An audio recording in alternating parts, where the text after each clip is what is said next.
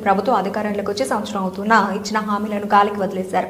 రాష్ట్రంలో దళితులు, మైనార్టీలు, అణగారిన వర్గాల మీద దాడులు జరగడం చాలా హేయమైన చర్య అని తల్లి రాజేష్ రాజాం వైఎస్ఆర్సీపీ ఇన్ఛార్జ్. కూటమి ప్రభుత్వం అధికారంలోకి వచ్చి సంవత్సరం కావస్తుంది. అయితే ఈ సంవత్సరంలో వాళ్ళు ఇచ్చిన హామీలని అయితే గాలికి వదిలేశారనే సంగతి అందరికీ తెలిసిందే.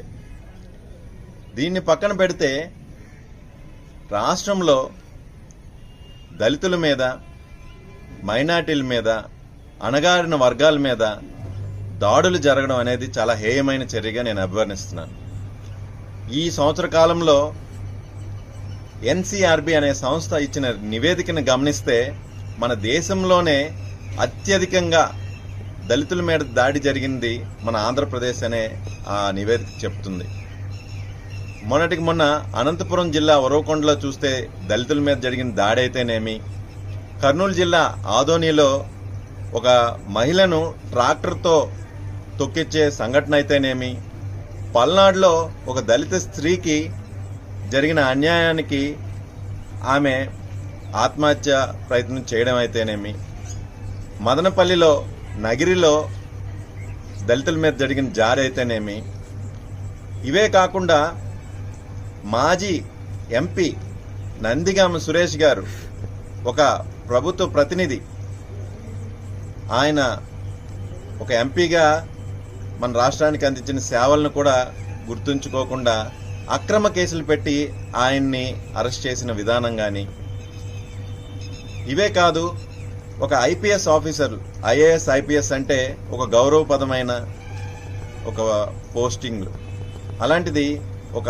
ఐపీఎస్ ఆఫీసర్లు సంజయ్ గారు అయితేనేమి, సునీల్ గారు అయితేనేమి వాళ్ళని సస్పెండ్ చేసి రోడ్డు మీద నిలబెట్టిన సంఘటనలు.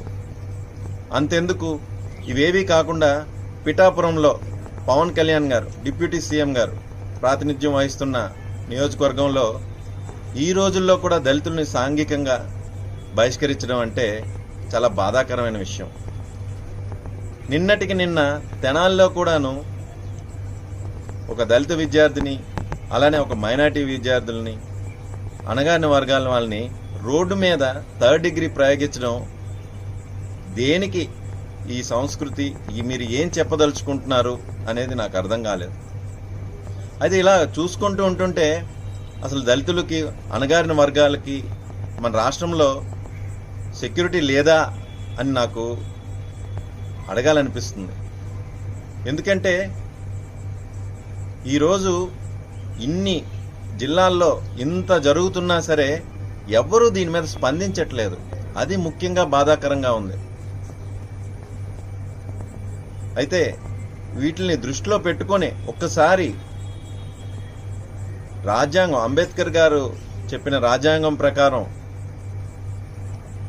కూటమి నేతలు అట్లీస్ట్ అణగారిన వర్గాల వారిని, వాళ్ళ మనోభావాల్ని, వాళ్ళ గౌరవానికి ఎటువంటి భంగం కలిగించకుండా ఈరోజు వాళ్ళని కూడా కలుపుకొని మీరు పరిపాలన సాగించాల్సిన ఆవశ్యకత ఎంతైనా ఉంది. ఈ విషయంలో మీరు విఫలం అవుతున్నారు.